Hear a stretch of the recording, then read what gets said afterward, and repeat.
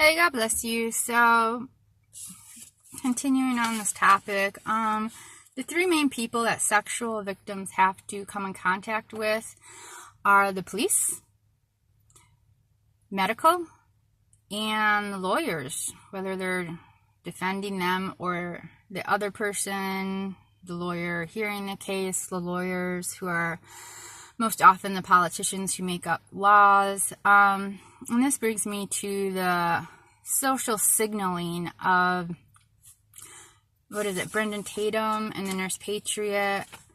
I keep hearing about innocent until proven guilty. Well, where's your desire for truth? And I do have to say it is difficult, especially with how deceitful the Democrats are. But I'm not looking at it as a right-left thing. I'm looking at it as the sexual crimes. The way we treat people who speak up is so nasty. And the signaling by these YouTubers that it's okay to victimize the victims is disgusting. Absolutely disgusting. Brandon Tatum straight out says he can't read people. He misread one chick. Didn't, wanted to go beat up her other, and then found out, the story wasn't quite what she said, supposedly. Who knows? But because he misread her, all women are liars. No. You have the Patriot Nurse who, because she worked in a psych ward for a while, is an absolute expert. And, they lie all the time. You know what? Again, sexual crimes and predators are very selective.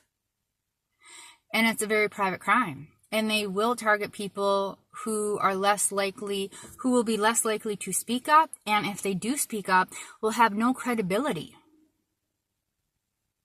Well, if you're in a mental ward, you're not going to have much credibility now, are you? It's alarming. It's highly alarming, the hatred that these people have for their fellow citizens.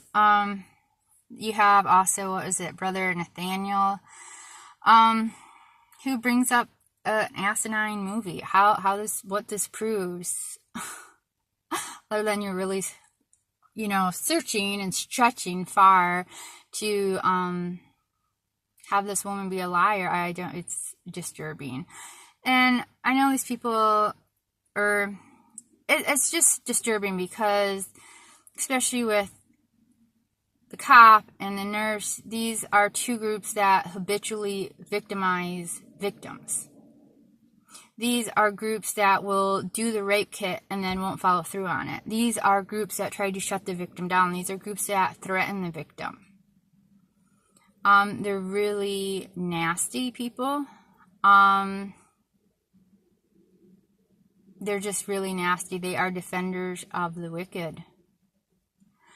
So for them to be signaling society that it's okay to attack a victim even more so is just absolutely disgusting. And it's just like they want to say that because they've brushed the topic or they've been in the vicinity, they know everything. And this is one of the upsetting things that I know when I was going through my degree. I had one class, it was for abused and traumatized children. It was 50-50. 50% of us were psych majors, the other 50 were ed majors. The one day we had to watch a video of a girl who was sexually abused. The ed people, I was in a group, it was me and then 3 ed people. They were clueless. And the one girl who was extremely hostile and aggressive, she already had a degree in had a degree in education. She had been working with kids for like 7 years or something. So she was an expert. And I mean, it wasn't beneath her to call me stupid in every other word because I wouldn't agree with their insanity. And it was just absolute insanity. And I would walk them through on why I disagreed with them. And they would agree up to a point. And then they would, oh, that's not what it's been taught. Like, this isn't like socially, like we have to like stick to the box. It's like, Lord have mercy. It was really frustrating. After like 20 minutes of arguing, she called over the professor to straighten me out, to which the professor, word for word, repeated everything I had just told her. Somehow when I said it, I was an idiot. But when the professor said it, oh, okay. So this is a major concern I have with a lot of people, is their inability to think and reason, and just their cluelessness. I mean, this woman already had a degree in education. She had worked with kids for like a good 7 years, and she was clueless. We watched the same video, and she could not grasp what this girl was saying through play. Couldn't grasp a single point. Not a single point did she have right. And the professor literally, word for word, repeated everything I had just told her. I say it's idiotic. Professor says that, oh, well, of course. So these people who like want to claim like, oh, I've been in the psych ward, or I was a cop. It really doesn't impress me, especially with how villainous these two groups are towards victims. Hold on. And one point that Brother Nathaniel made was, well, Ford smiled. She would smile during her hearing. I really don't see this as a red flag at all. I just don't. And you have no idea the depth that, and even senators, well, how can you like keep going here or keep going there? When you're a victim, while it affects you and alters you forevermore, you don't have the option to quit life. You're still demanded to go to school. I mean, seriously, you've already been victimized and you're supposed to lose all your friends, all your social contacts, like, and like just lock yourself away in a house? Just idiotic. I mean, I was almost killed in elementary school.